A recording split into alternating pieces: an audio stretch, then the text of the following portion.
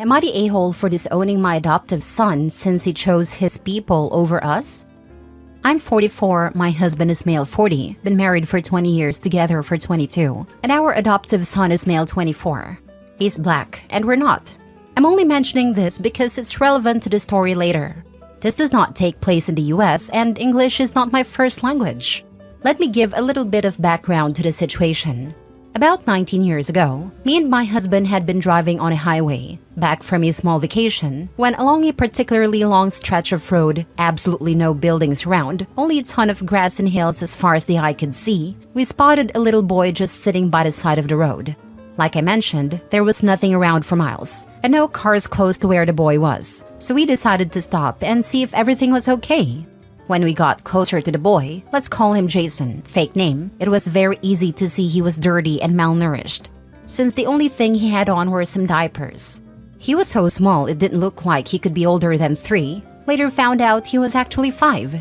We asked him why he was alone, and he told us that mommy and daddy put him here and told him to wait. There was no cell signal in the area, so we did a sensible thing and brought him back to the town to the nearest police station. To make a long story short, CPS was called. We discovered his parents were some druggies that were on the run for a felony. The only other relative Jason had was his grandmother, who was very mentally ill and couldn't take care of him, and we felt bad.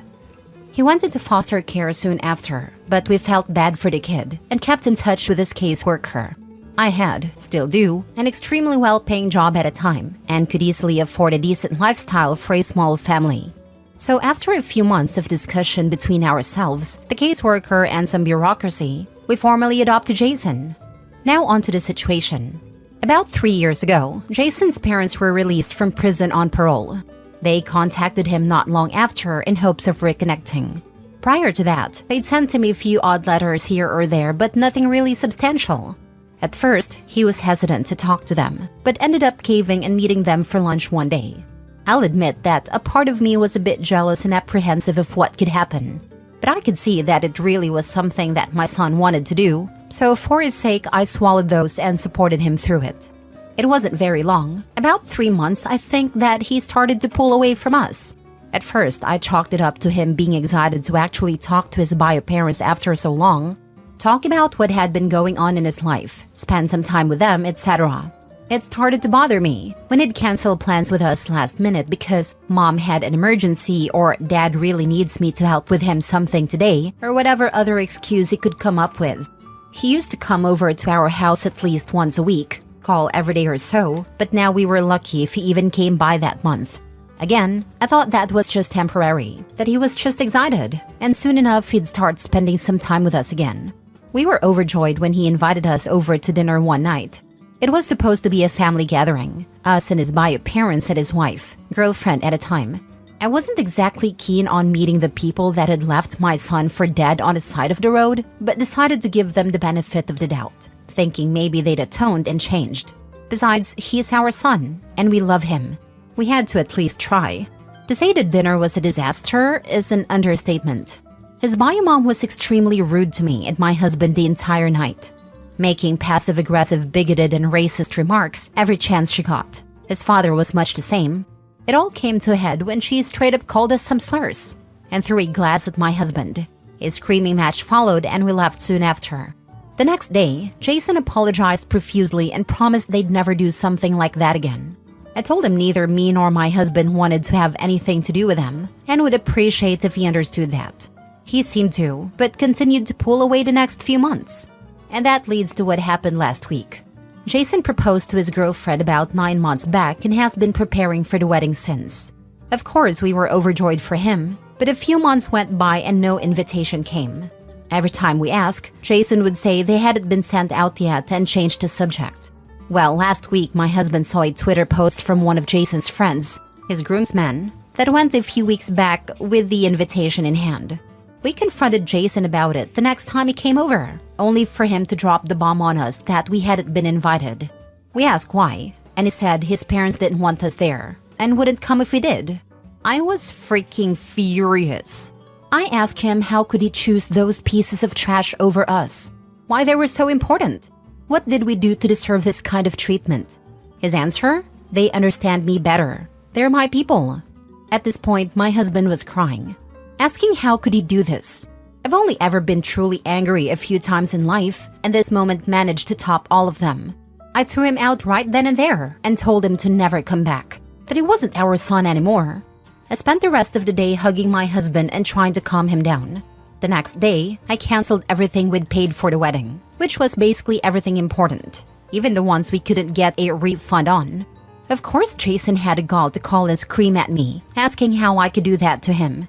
Where would he find replacements for a wedding that was supposed to happen only a few months from now? I told him I didn't care and said, maybe you should ask those two leeches you call parents for some help. 19 freaking years of my life spent raising and loving a kid that I considered my own son, only to be treated like garbage. Giving blood, sweat, tears, so he could have a good life. All the love we could possibly give. And that's what we get as a reward?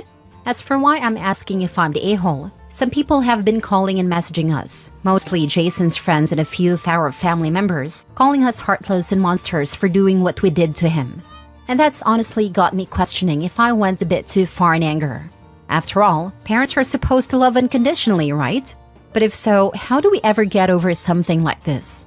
How can we deal with this feeling of betrayal? Are we justified in feeling like that? Am I the a-hole?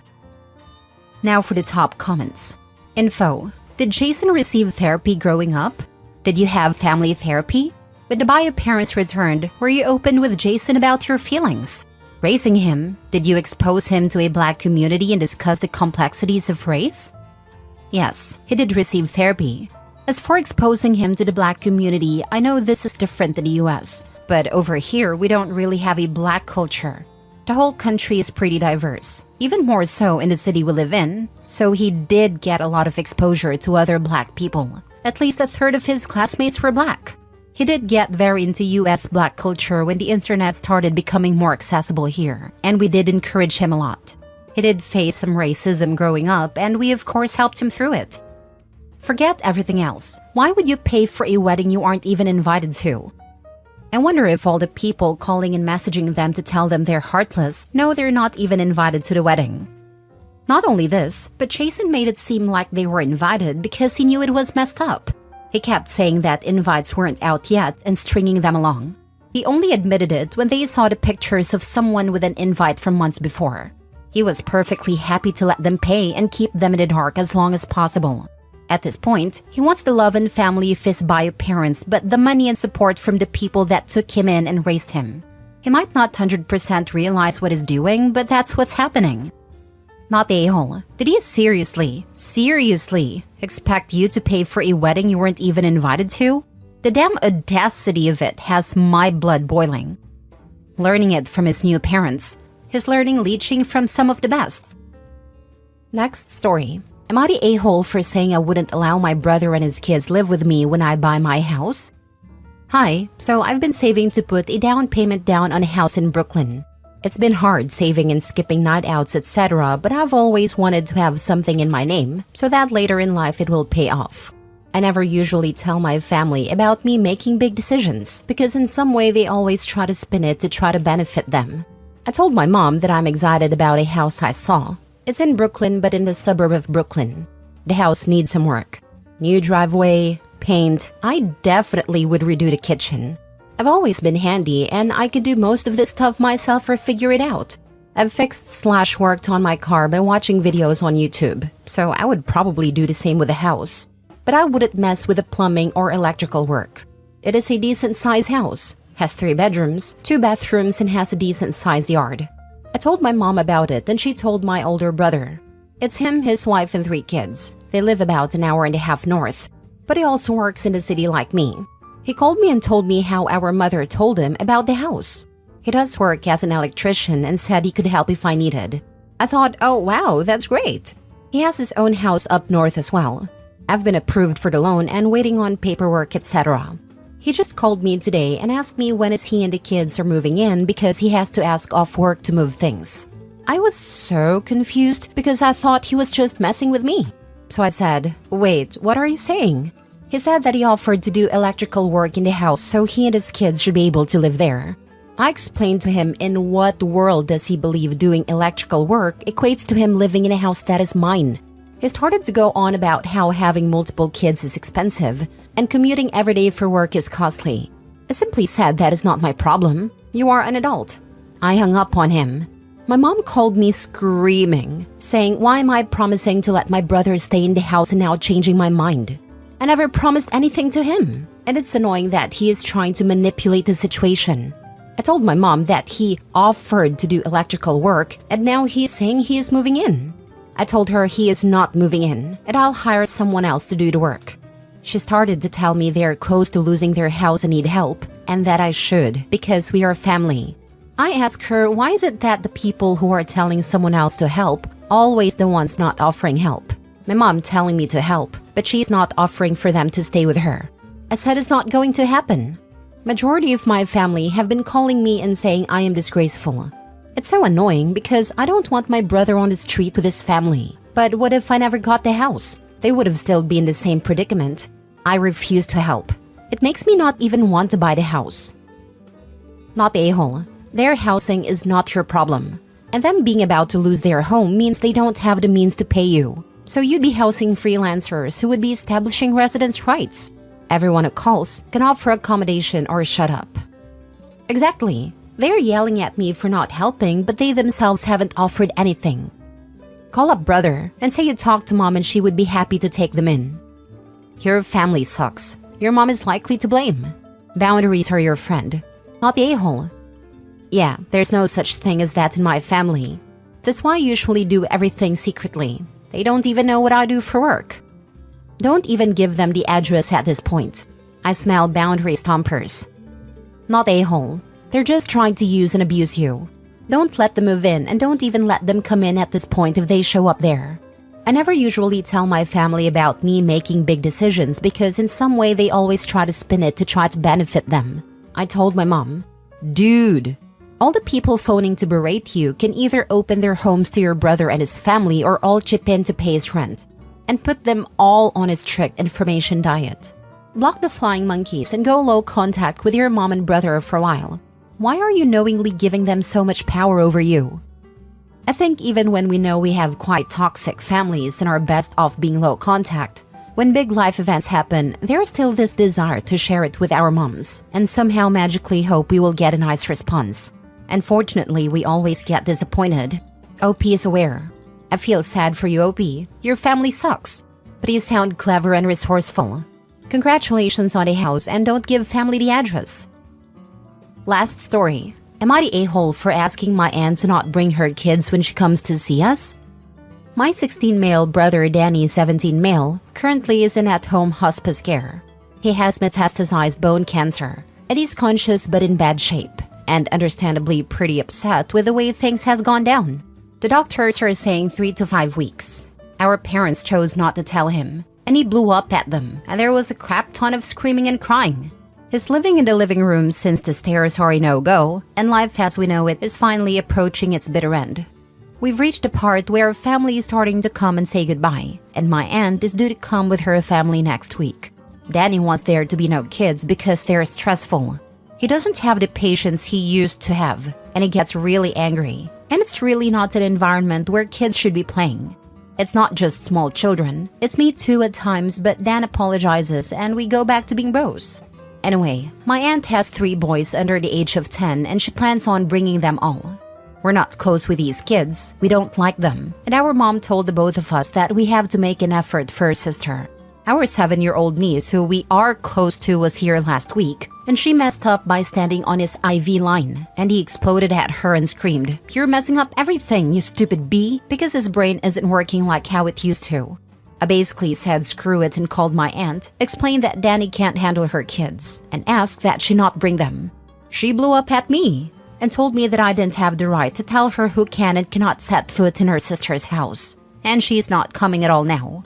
This has obviously caused a huge amount of stress in the family, and my mom had crying breakdown this morning at me, called me an a-hole and a bastard, and threw a salt shaker at me. But she's living in her own world and not doing anything, so I told her that back. Danny's out of it. My mom says I'm the a-hole and my dad is constantly working since he can't face the music. Am I the a-hole? Now for the top comments. Not the a-hole. You're a good sibling. And if your parents are too caught up in their grief, at least Danny has you there to help share his needs and wants with others. Sending you and your family my very best during this unbelievably difficult time. I am so proud of Opie for voicing his brother's needs to their aunt. An absolutely courageous stand to make as a teen in such an awful situation. I hope all the love in the replies here bolsters his spirits. He's doing so well. Not a-hole. This time should be about making your brother as comfortable as possible. Yes, the family wants to visit and say goodbye, but his well-being and mental state are what matters most. As a mother, I cannot comprehend putting someone else's wishes and wants in front of my dying child's wishes and needs. This is an upsetting time for everyone, and bringing impressionable children around when they most likely will not understand the enormity of the situation and behave accordingly is crazy. Yes, your mother needs support from her sister, but your aunt should, as an adult, realize the kids will cause unnecessary chaos. I deeply feel for you and your family and wish you all as much love and peace as possible in this devastating time. Thank you. I hope your kids are always well. The priorities here are your brother, you, your parents, then other people. It sucks that you have to be the adult, but as I don't have to tell you, everything sucks. If kids tire brother out, then no kids. They can make drawings. Tell them they can yell at you in a year when you've all had time to grieve.